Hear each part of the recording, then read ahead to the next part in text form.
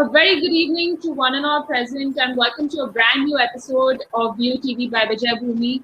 This is a series very close to our hearts that we bring to you on a weekly basis that we call Express with the Students Speak, where we are joined with a different set of bright student panelists on a weekly basis, and we talk about a contemporary topic and give them a platform to voice their opinions about what they feel about what's happening in the world.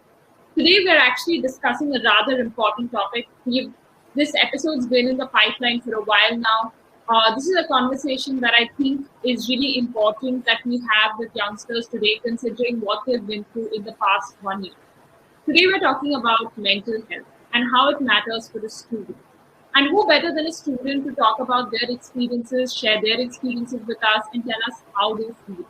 This last year has been nothing but difficult for students. Overnight, school for them was online. It was all happening in the online mode. Suddenly, they realized all their social interactions were cut off. They also realized that they did not have their, friends that they could vent out to anymore. Suddenly, they were all stuck at home. Nobody had spent so much of time at home. They had to spend a lot of time with their family. Parents were finding it difficult to cope with work from home. So there were a lot of challenges. And one thing that I think a lot of people have been talking about excessively is how the mental health of children has been affected due to this pandemic. Now, if I, separate the pandemic also, generally, I think it's not rather uncommon that we hear about, rising mental health issues with youngsters, with increased presence on social media, with, increased need to look a certain way, to be a certain way. It has definitely led to a lot of anxiety and frustration issues for this particular generation. So I think it's very important that today we educators, parents, and youngsters talk about this issue, share our ideas, and discuss how we can provide a helping hand to them when they're undergoing these issues and turmoils in their life. I have a bunch of very bright students who are joining me today to talk about this very, very important topic from the Indian Public School, Cambridge International Campus, Erode.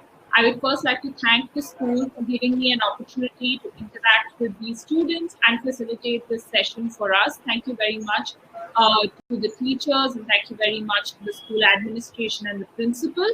And with this, I would like to introduce my panelists for today. Joining me today, I have Ms. Niveda Bhaskaran, I have Ms. Shruti Varsha, I have Mr. Ritik who's joining me, and hopefully we have Mr. Shakti who's joined us as well right now. So all four of them today are going to be discussing and conversing with me about what they feel about mental health issues that they have seen, that either they have faced or they have seen their peers face. Thank you very much, students, for taking out the time and joining us this evening. I'm really looking forward to this conversation with all four of you. So without further ado, let us begin with the session. My viewers know how we conduct these episodes. It is going to be in a conversational format. I have a set of questions that are ready for the students and I will be asking them. Along with that, I'm sure my audience members have discovered the chat box feature. So please make sure that you're asking me a lot of questions and I will make sure I'll integrate the same in my conversation with the children. So without further ado, let's begin the session. So my first question, I think, just to set the larger context for this conversation, which is that are we speaking to youngsters enough about managing their mental health? Like our parents having this conversation enough at home? Are schools having this conversation enough? Are there counselors? So what is their initial reflections on the same? Niveda, if I may please start with you. Generally, I don't really think we are addressing it enough because, right now in this online platform, we don't really have the time to do that. In real school, we had time other than classes and we still spent more time at school and we had other, ways to do things other than just classes. But now because of the online situation, all we're doing is conducting meetings for each subject and that's it. School. That's it. We have the interaction with school. So we don't really have the time to address all those issues. And at home as well, right now, because of this pandemic, everyone's really busy. Like everyone is the children are going to classes every day, and then we have homework, and then we have, you know, general studies, and the parents, they're working at home, and they're also being pressured a lot because of the total shift to online, the online mode. So at home as well, we don't really have the time and energy to discuss all these things right now. Totally agree with you, and I think you're echoing the sentiments of many there, Niveda. Thank you so much for sharing your perspective with us. Ritik, would you like to add something? Do you echo a similar sentiment as Niveda, or would you like to disagree with what she shared? Ma'am, I actually would like to add to something what Niveda said. I too believe that we're not talking enough about youngsters' mental health. For example, for a youngster, there are actually three most influential groups of people. First will be their parents, second will be the teachers, and the third will be their friends. Unfortunately, most of the time it's just the friends who actually ask them about how they are feeling and what their mental status. For example, let's take an example of during our exam season. I recently completed my exam, so that was a turbulent time. They told me A levels were hard, but I experienced it. My parents would ask me, "How is your revisions going?" I'll say, "Fine, it's going on. It's going on good," and they'll be like, "Okay, fine." Teachers would ask me, "How is your revisions going?" And I would say, "Hey, sir, it's going on fine." And they would be like, "If you have any problem, feel free to ask me." That's good. But it was only my friends who asked me, "How are you feeling during this exam?" So they are concerned about us, but it's just that they don't talk about it often. Maybe they know that we are going through this. For example, obviously my parents have been seeing me, and during the exam seasons, my number of calls to them reduced drastically. So maybe they know that I am going through something, but knowing that alone, I don't think is actually enough. I guess we should actually talk more about this, so both parties know that what the other person thinks, and that we can actually have a very good discussion, which will actually improve the situation for everyone, like improving the relationship between families. And that's what Absolutely. I I feel. think you've made a very good point there. Sometimes we get so consumed, like as adults, we're so consumed in asking about, okay, how have you fared in the exam? Or, like these are very like pointed questions related to career, exams, that, sometimes we just forget that, probably it's a good idea to just pause and check that, okay, how is the person feeling? Like, how is the teenager feeling? Like, there's so many other facets to our life as well, right? I mean, just exams and career is not to it. There must be something that may make somebody disturbed, or even during exams, people get anxiety, people get frustrated, especially if you're not doing well in exams, like you're trying, but you're consistently not scoring. So rather than, drilling down that why are you not scoring well, why is it not happening, just check with, okay, how are you feeling about it? So I think, yes, you're right. Sometimes as adults, we just forget to sit up and take notice of the mental health of the teenagers around us. Now, I would like to know from, Jiti, that what are the pressing mental health issues or disorders that you see youngsters are facing today? If you have seen like in your peers, your cousins who are like age, what is it that, you're seeing? What are the kind of issues that they are facing on the mental health front? Well, I think that with this pandemic 2.0, coming in full swing, I think today the most pressing health issue, mental health issue, is anxiety disorder. There's uncertainty about exams coming up. Is it offline or online? Will there be another lockdown, or will our college entrance test be conducted from home or in test centers? Will COVID-19 ever end at all? All of this ultimately makes us anxious, and we don't know what might happen next at all. So when I was also researching for this topic, I found that young adults are the most vulnerable group for anxiety and depression during this pandemic. So the most pressing health issue is obviously anxiety, and also depression from social isolation. You see, adults have their own set of emotional needs, and for us in this age group, it's to have social connections and have a sense of belongingness with our peers. And now that we no longer get to see our friends as much as we have for the past so many years of schooling, we just feel stifled at home, and we suffer from this thing of a lack of pure companionship at its best. So because of this, more and more teens, they put themselves in social media in order to stay connected, but it only worsens it all. And Instagram and Facebook and almost all other social media apps are just wired and for comparison with the number of likes or followers. So this not only depresses a teen, but it can also give rise to another serious mental health issue, which is eating disorders. And when you have this comparison between self and the so-called beauty standards set by commercials or whatever, those kind of celebrities and influencers that you follow, you have this eating disorders as well. So as far as I'm concerned, I think anxiety, depression, and eating disorders are the most pressing mental health issues during this pandemic. Absolutely. I think you're very, very, very right. And I definitely think that you're absolutely right. These are the questions even as adults that are giving us sleepless nights. That is this pandemic ever going to end? Is there going to be another lockdown? Is our life ever going to be normal again? I can imagine what it must be for students, especially people, in 11th and 12th standard, because who are now going to make it to college. So you don't even know that, whether competitive exams are going to happen or not, whether you will get to experience college life in its entirety or not. So I totally get that. Shakti, are you with us? Ma'am, yes, ma'am. So, Shakti, I would like to know from you, we just heard from Rithi right now. So, in your experience, what are the mental, mental disorders or, mental health issues that youngsters are facing? So, Rithi spoke about that, especially how during the pandemic it's got really accelerated, that, people have been cut off. So then they feel the need to put themselves on social media a lot more. So it becomes like a little bit of a vicious cycle there. But even like in the pre-pandemic world, what did you see with your friends and your peers? What were the sort of mental health challenges they were doing?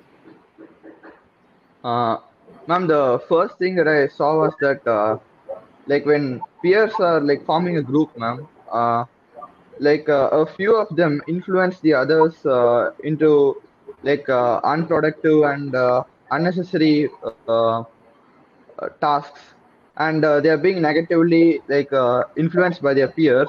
So they do those things because they want their peers to think that they are he's in their group, and also I think that we have depression issues. There is a lot of comparison between students that their grades are very different, so they find it that people who are finding it difficult to study, they feel very down, and they're depressed, so they get themselves socially isolated from others, and they are not able to mingle with others, so this further deepens their wound. That's what I feel now. You're absolutely right there. So we can definitely see some prominent disorders coming up are like depression, anxiety, and obviously a lot of it have different root causes. Sometimes it's right now because of reduced social interaction. But one large, I think underlying theme that I can make out from all of the responses is that it's always because of this comparison. Right, so comparison can be like, for example, in the academic setup, like in terms of grades with your peers, with your friends, etc. That kind of a pressure, or comparison, like with the ones who you guys who want to go to college, that person got into such a good college. What about you, etc. And on social media also, it's about comparison, like how Rithi was talking. Having to look a certain way, having to portray your life a certain way. That puts a lot of undue pressure on students that they're carrying with themselves today. So I think the third part that I would like to hear from you guys are, what are the challenges that you see that, students, your peers, your friends are facing when they undergo mental health, issues? Like I remember when I was in school, I remember one challenge that I saw was, they didn't have too many people that they could reach out to and bear their heart to. So in your experience, what are the sort of issues that, they are facing? Ritik, if we could start with you. Sure, ma'am. Regarding what the consequences of mental problems is that automatically their academic work will be affected. They'll miss deadlines. School attendance will fall. and their participation and enthusiasm in school activities will automatically reduce. And they will also isolate them, as Shakti said. He pointed out, they'll isolate themselves from social activities, and in its extreme cases, as hard as it is to accept it, it could lead to suicide. Uh, I'm not dramatizing this, but according to the World Health Organization, mental health accounts for 16% of the global deaths of children aged between 15 to 19. And another thing is that in this situation, a teen is at its most is at his or her most vulnerable stage. So at this time, there's a high chances that they actually like deviate from the right track, if you know what I mean, and start seeking alternate pleasures, which are not good for them in the long term, and which will affect their productivity also. Correct. Thank you so much, Ritik. Absolutely right. And what the statistics that you shared with us are absolutely accurate. Because even think about it, when we open the newspapers today and we see, we read about, so many instances where, youngsters are committing suicide either because of, being depressed or, facing some sort of anxiety. It may be due to marks, it may be due to academics, it may be due to, some other personal issues. So you're absolutely right that this is definitely a concern, a very pressing concern that needs to be addressed in a very timely and correct manner by parents and educators and counselors. Niveda, what do you think? What are the challenges that you feel students face? Once they're undergoing mental health issues, like when they're trying to even come out of it and resolve them, what are the challenges that they face? What are the roadblocks that they face from their peers or their parents or the school setups? What has it been like in what you have seen during the school years? Well, the first thing I think is the problem is like at our age we feel like everyone is judging us, and the social stigma around all these mental health issues is it limits them so much that they feel like they have no one to talk to, and that takes even more of a toll on you if without expressing it to someone. Bottling things up is obviously it doesn't end good. Like Ritik said, as hard as it is, suicide is very common and it ends up very badly. So I feel like the stigma around mental health and the fact that everyone that teens just think that everyone is judging them and everyone only cares about what they look like and or how many marks they get, what college they go to. So they're really affected by what the other people would think. Correct. Absolutely agree with you there, Niveda. I mean, this is, I think, a very big part of it. I think this constant feeling that youngsters have, that we're constantly being judged for what we do, what we wear, what we say, how we react. It's definitely the root cause of many of the issues that they face today. The next question I want to ask is that, now that we've spoken about the problem, we've spoken about the challenges, let us also speak a little bit about what is the sort of environment that is desirable for children when they're undergoing, like, teenagers and children, when they're undergoing these sort of issues. What is the kind of support that they would like that, their parents and, teachers should provide? What is the kind of environment that they should have so that, they can easily come out of, these mental health issues that they are facing? Shakti, if we can start with you. Okay, I think we've lost Shakti. Okay. Sorry, ma'am. Yeah, go ahead, Shakti. Sorry. Ma'am, can you repeat what you said, ma'am? Sorry, ma'am, I got disconnected. No problem. So, Shakti, what I'm asking is that, what is the sort of support that parents and teachers can provide for students when they are especially, undergoing mental health issues? What can they do to, make the environment more favorable for them to easily come out of these issues? So what is the expectations from parents and teachers during this time? What I feel is that if parents and teachers talk to those who are affected by these mental issues, like they must talk openly and they must motivate them to forget about their worries and do something else and try to improve themselves rather than just worrying and isolating themselves from others and not focusing on their tasks. Because if someone is being becoming depressed, they don't like focus on the academics, so the academic scores go down. Then again, they become depressed for that. Like it's like a cycle. So it keeps on going, and they will totally not be able to succeed in their life. Then finally, like as Ritik said, they will suicide. So I think parents and teachers must also teach all the students and the children that the mental health problems they might face as a teenager, and they must also assure them that if they face any issue, they can approach them. So they must make sure that teenagers feel free to approach them when they have such issues. So that's what I feel now.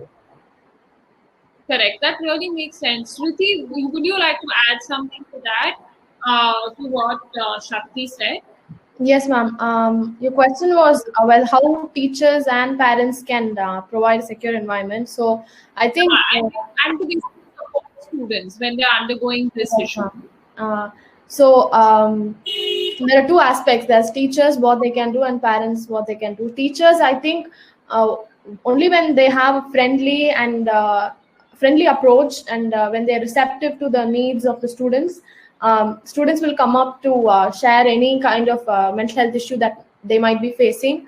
That is one main point. And another is that if teachers start to teach about stress and depression and anxiety and how to actually cope up with it, or even have counselors in the school do that teaching and education for mental health as equal to physical education, that should be mental education, so that students who are undergoing mental health issue, even if they're not open enough to come and talk about it, they would at least get that uh,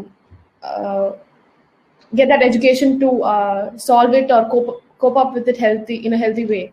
And there should also be as an environment which promotes mindfulness and meditation. And if teachers include that in their daily classroom sessions, then it would be a great thing to ensure mental well-being of all the students. And for parents, they can do it by building trust, first thing, and having open conversations with their kids. And if they are like a role model to have ensure like a self-care thing by having a proper diet, avoiding a lot of news of COVID-19, exercising, having meditation practices, then this can motivate the kid, and also be us teens will be inspired by seeing parents doing those.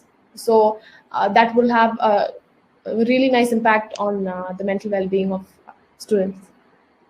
That's some Ma'am? very practical insights. Yeah, go on, please. Yeah, if I may add to something what Rithi and Shakti have been shared. Actually, I feel that teachers, we spend most of our day at school or at least online platforms.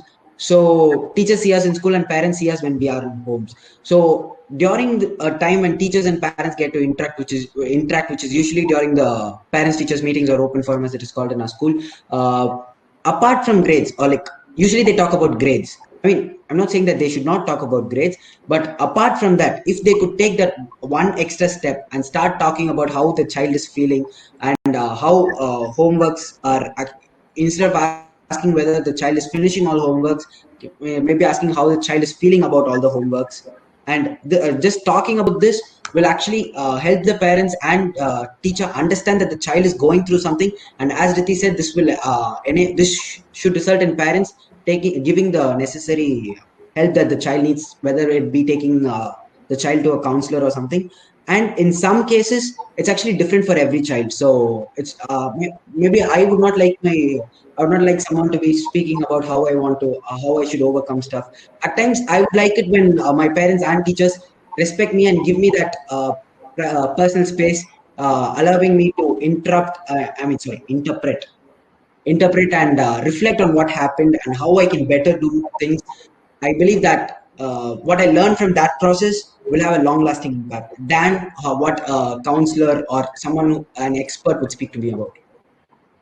I think that's very sound. I think, you have to, as influencers in the lives of these youngsters, I think we need to figure out that what is it that they want at the given moment. Like, do they want external help, or do they just want to be left to themselves and they feel that they can emerge out of this? And you're right that the fact that when you emerge out of it, you definitely feel mentally stronger and you gain more trust in yourself, which obviously I think is a very very valid point. And I think if Ziti made a very valid point, and I love the concept of mental education. We do physical education, we're obviously do curricular education, but why not do mental education? Like small things like like what Ricky was sharing, like for example, meditating, practicing gratitude every day.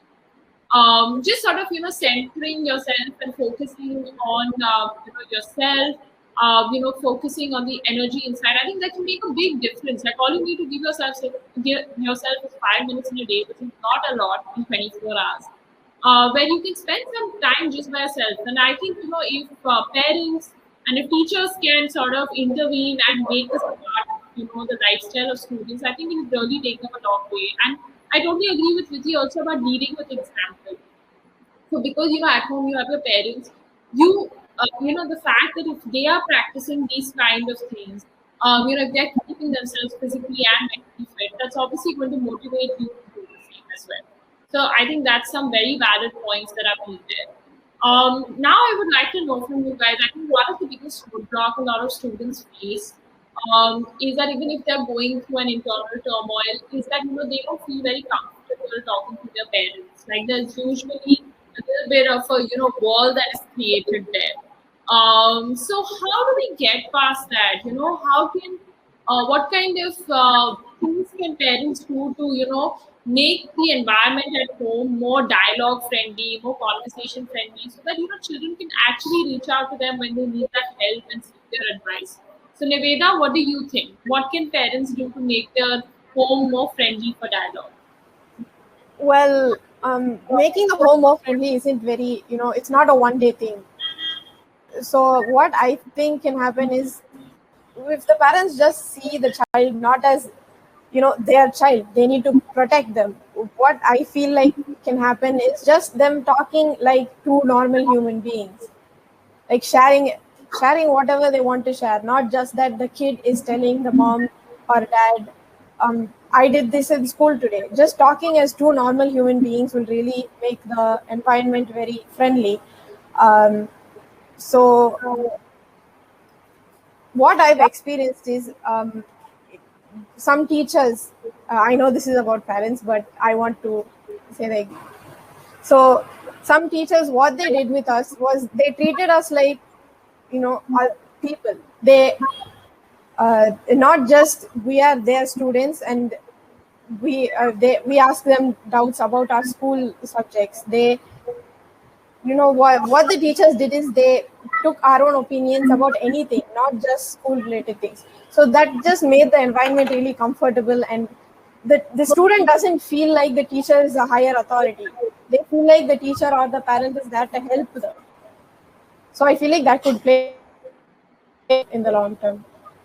No, I think that's again a very good point that's made by Niveda there. I think just treating teenagers as equals, as adults, and like not just constantly putting yourself in a higher authoritative position, but just treating them as an equal once in a while. And just if we expect them to share insights from their life, I think it's important for it to be a two-way street.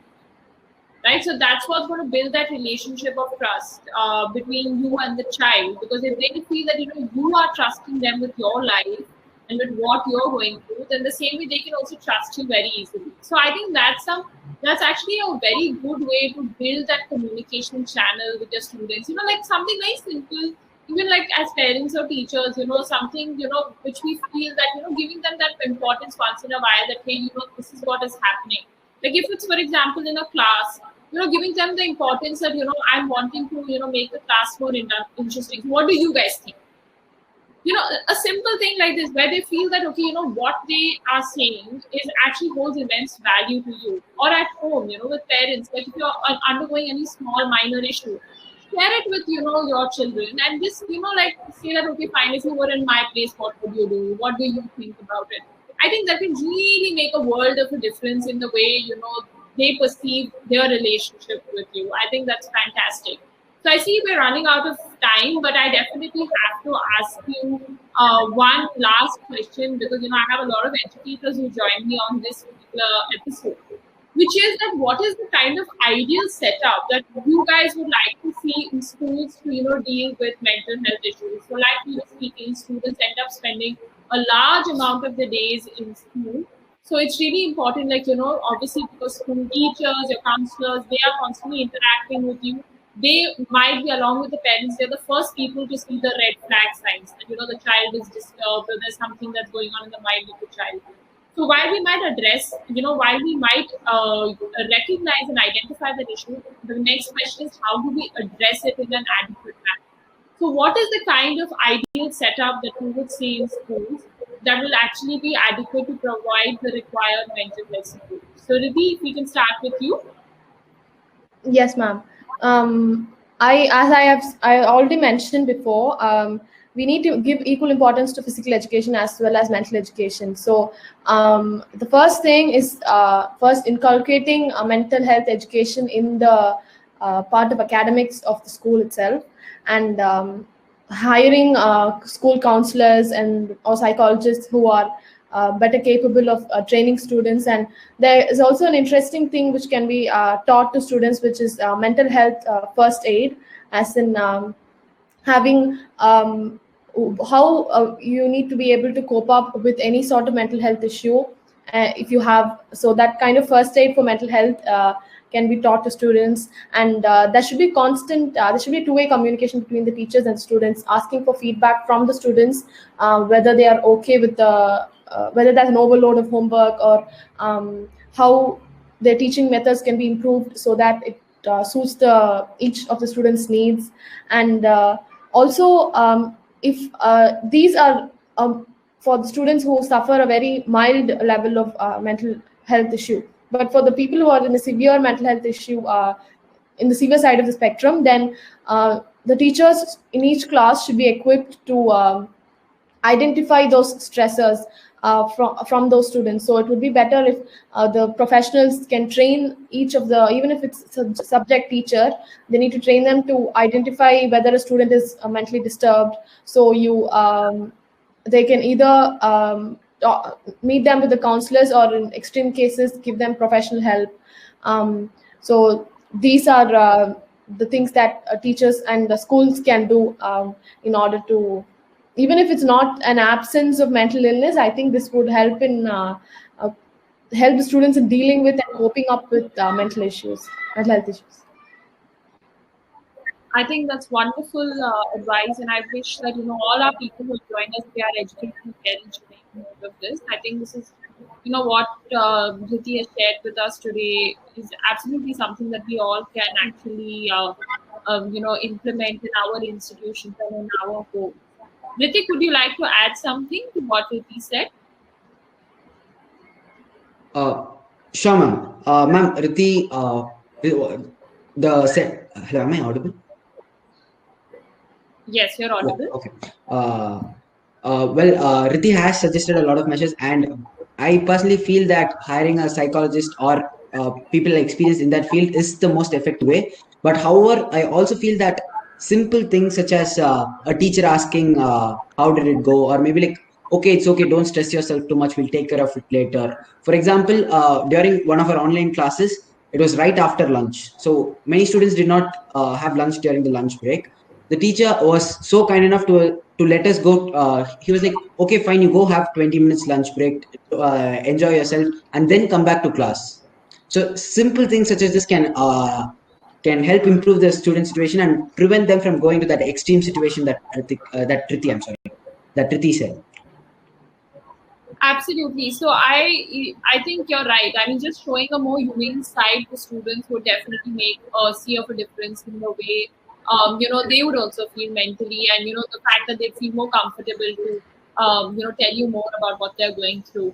Niveda, any last parting comments from you on this question? Well, what teachers can do is, when someone is mentally affected, obviously, like Ritik said a while before, automatically the academics are affected. So So, for example, when a student hasn't done the homework, what teachers do is ask them why they haven't done it, or tell them to do it next time. But maybe what just a little extra step of asking, do you need any help, or is everything okay? Do you need extra time, or just those simple things in noticing some changes in students' behavior, or some small things like Ritik said will be No, very you're absolutely right. And I think this ties up pretty well with what Ruti said, that even teachers have to be trained to how to, notice those first signs. They have to be more observant, like keen observers while they're in the classrooms. Definitely. Shakti, any parting comments from you on this question? Ma'am, what I feel is that the most important thing I'd like to emphasize on is a lot of bullying happens in every places, and in schools too it happens. And when students are being bullied, they take it very seriously, and their mental well-being is deeply affected by bullying. So what I think is that in schools there must be measures to prevent bullying, and also if someone is bullied, there must be ways to like help them. And also schools must allocate some time where students could take up some stress relieving activities like yoga or meditation, or they could go and explore their interests, so they will be able to focus on their interests, so they'll be less worried about their academics, so they'll have some time to relax, which will help to um, improve their mental well-being. That's what I feel now. Absolutely, and I think that's a very important issue that you have flagged off earlier, also and flagged off right now, which is bullying. Obviously, all of our education institutions, be it schools or higher education institutions, we all strive to be, bullying-free campuses.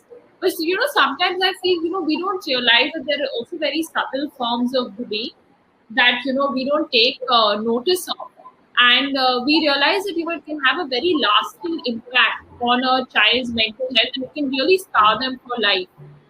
So because you're in a tender age where, like everybody said, that you're already under this constant pressure of feeling so judged.